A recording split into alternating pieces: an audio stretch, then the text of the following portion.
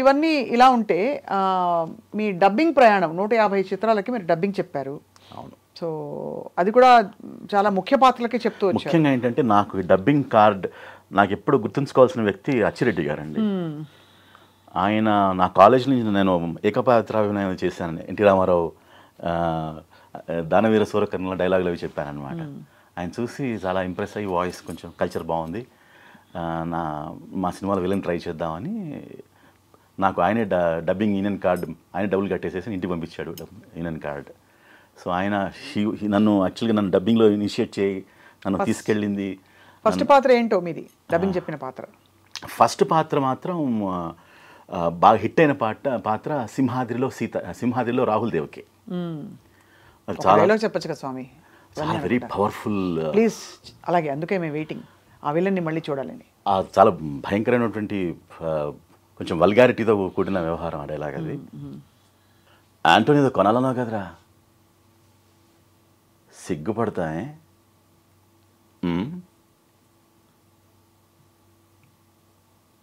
ఎంతో ప్రేమగా చూసుకుంటున్నాను, ఎంతో ప్రేమగా. గత 3 నెలలుగా నేను ఎవరినైనా రేప్ చేశానా, ఎవరైనా మర్డర్ చేశానా, ఎవరిలా తగలబెట్టానా? లేదే. ఏం చేసింది? 10 మందిలో ఈ బాలనాయర్ని కొట్టింది. కొట్టింది. లోకువైపోయాను. అబ్బా సూపర్. మీకు చెప్పనా విశ్వగారు, నిజంగా మీ డబ్బింగ్ వాయిస్ అయితే సూపర్. అది కూడా విలన్లకి అంత ఈజీ కాదు చెప్పడం. ఇప్పుడు కూడా కుబేరాల విలన్ కూడా చాలా ఇంట్రెస్టింగ్గానే ఉంది. దిలీప్ సాహిల్ అని బాంబే విలన్. దిలీప్ సాహిలా బాంబే విలన్? ఏం డైలాగులు ఎలా ఉన్నాయో? ఎవరు చెప్తున్నారు అంటే ఏ సినిమాకి చెప్తున్నారు? కుబేరా, మన నాగార్జున గారు, మన ధనుష్ నాగార్జున సినిమా వస్తుంది. అందులో మీరు అయితే విలన్లకు ఎక్కువ, విశ్వ గారు హీరోల కంటే విలన్లకు ఎక్కువ సూట్ అయిపోయారు. విలన్లకే చెప్తున్నాను, హీరోలకు ఎవరు చెప్పించారు. సింగిల్ టేక్ ఆర్టిస్టా విశ్వ గారు మీరు? Single take artist. అంటే ఇప్పుడు బాగా అలవాటు అయిపోయి నలిగిపోయి ఉంటారు. అండ్ మీ వాయిస్ టింబర్ ఎలా ఉందంటే, అంటే ఎంత కల్చర్డ్ వాయిస్ మీది. దానికి ఏమైనా ప్రత్యేకంగా కృషి చేశారా? నేనేం చేయలేదండి, జన్మతా వచ్చింది. ఎప్పుడు ఏ కృషి ఏ ప్రయత్నం ఏం చేయలేదు. ఇప్పుడు మీరు మెళకువలు ఉంటాయి కదా, ఓ డైలాగ్ చెప్పారు. సల్ఫర్ ఎంతరా 10 కిలోలు తగ్గింది,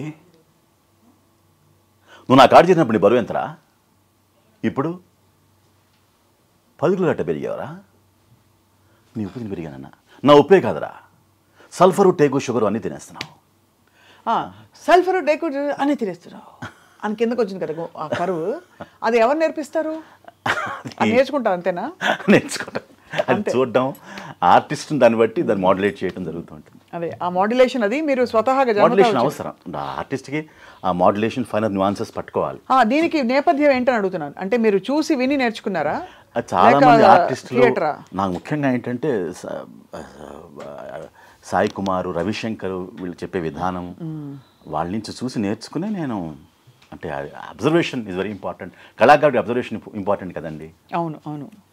సో దీంతో పాటు మీరు మిమిక్రీ కూడా కొంత చేస్తారా? మిమిక్రీ చేస్తాను.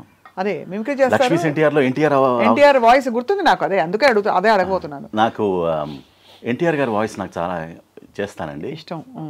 కొంచెం రకరకాల వాయిస్లు చేస్తాను. ఎన్టీఆర్ గారిది కాస్త వృద్ధాప్య వాయిస్, దాని సరికిన డైలాగ్ వాయిస్, అలాంటి రకరకాలుగా చేస్తాను. అది చిన్న బిట్స్. మరి మేము మీ చేత మీరు దొరికారు కదా అని అన్ని ఇలా అడిగి చేయించుకుంటున్నందుకు మాకు బాధగా ఉంది. కానీ పర్లేదు, అన్నీ ఉంది. I'm very happy to do. So అంటే మీరు ఎన్టీఆర్ గారిది, పాత ఎన్టీఆర్ గారి వాయిస్ నుంచి ఈ వృద్ధాప్యం వచ్చే వరకు ఎలా మారుతూ వచ్చింది ఆయన వాయిస్? అంత లేదనుకోండి, 2-3 చెప్తాను. 2-3 చాలు. Yeah no problem. Danaveera Surakarna dialogue అది. కించిత్ మధుపానాసక్తమైన మా చిత్తభ్రమ భళ సముచిత సత్కార స్వీకార సంతృప్త స్వాంతుడకు కురుభూకాంతుని సంభావన సంభాషణ భూషణములచి మా ఈ సభాభవనము ధన్యము ధన్యము. అకుంఠిత నిర్మాణ చాతురీ ధురినులబగు మయబ్రహ్మ, ఈ శిల్పచాతురీ మధురిమ బ్రహ్మకు గాని విశ్వబ్రహ్మకు గాని లేదు లేదు లేదు.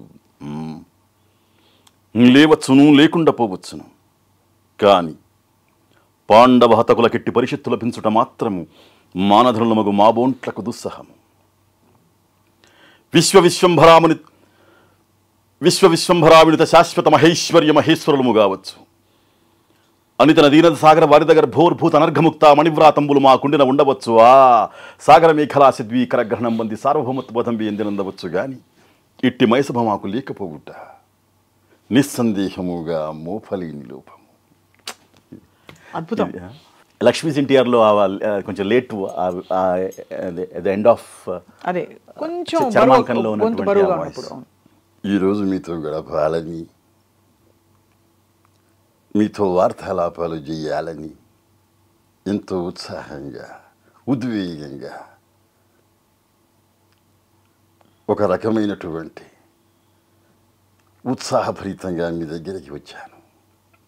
మనదే విధంగా సూపర్.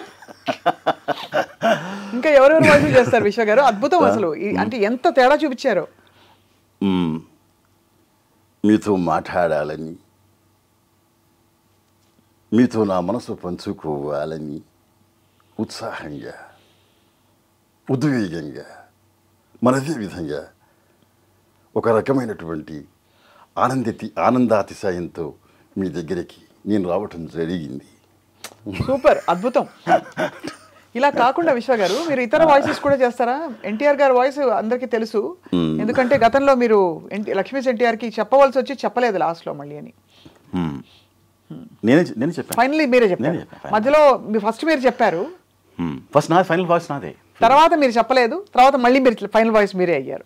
యాక్చువల్గా ఏంటంటే అది ఆ పాత్ర నాకు వచ్చింది. యాక్చువల్గా I was suppose to do that character. ఓహో, నటన పరంగా మీకు రావాల్సిన డబ్బింగ్ మీరు you ended up. I ended up doing dubbing. యాక్చువల్గా అది ఐ వాజ్ కొంచెం భయపడ్డా నేను, సో ఆన్ స్క్రీన్ రావడానికి. అందుకని చేయలేదు. So I was not reluctant. I was reluctant to do the screen ముందు రావడానికి ఇష్టం లేదు. ఓహో, అది విషయం. ఏదో అప్పుడు తేడా జరిగిందని గుర్తుంది నాకు. సో కాకుండా అక్కినేని నాగేశ్వరరావు గారు కానీ పాత తరంగ వాళ్ళు, లేదు పాడే వాళ్ళ mimicry. I'm not much into mimicry, కానీ నాకు ముఖ్యంగా నాకు డబ్బింగ్ చెప్పడం, నాకు వాయిస్ ఆ క్యారెక్టర్ని మాడ్యులేట్ చేసి చెప్పడం చేస్తుంటాను, కానీ but I'm not as such naught into too much of mimicry as such. నేను పాటలు పాడమంటే పాడతాను, కొంచెం మైకేల్ జాక్సన్ లాగా వాయిస్ మార్చి ఫాల్సెట్లో పాడగలను, లేకపోతే పివి శ్రీనివాస్ గారి లాగా కొంచెం ఆ టింజ్లో ఫ్లేవర్గా పాడగలను. సో అట్లా బేసికల్గా సింగింగ్ ఉంది కాబట్టి కాస్త ఎక్కువ మాడ్యులేట్ చేసి పాడగలను, కానీ యాజ్ సచ్ ఐఎమ్ ఎప్పుడు కూడా నేను మిమిక్రీ పెర్ఫార్మెన్సెస్ కానీ ఆ దిశగా ఎప్పుడు నేను I have never seen me as seen my self as a mimicry artist as such. అంటే అఫ్ కోర్స్ అది ఒక గొప్ప కళ, కానీ మీరు దీన్ని కేవలం మీ వృత్తికి పరిమితం చేయడం ముఖ్యంగా ఏంటంటే నాకేంటంటే నాకు ఇతరత్ర నాకు ముఖ్యమైన వ్యాపకాలు రెండు ఉన్నాయి, సంగీతం, సాహిత్యం. సో ఇవి ప్రధానంగా నాకు these are my priority. So dubbing అనేది ఎప్పుడైనా నాకు అవకాశం వచ్చి నా గొంతు ఎవరైనా నచ్చి ఎవరైనా పిలిస్తే వెళ్ళి చేయడం జరుగుతుంది తప్పితే నేను I have not pursued it as a serious profession.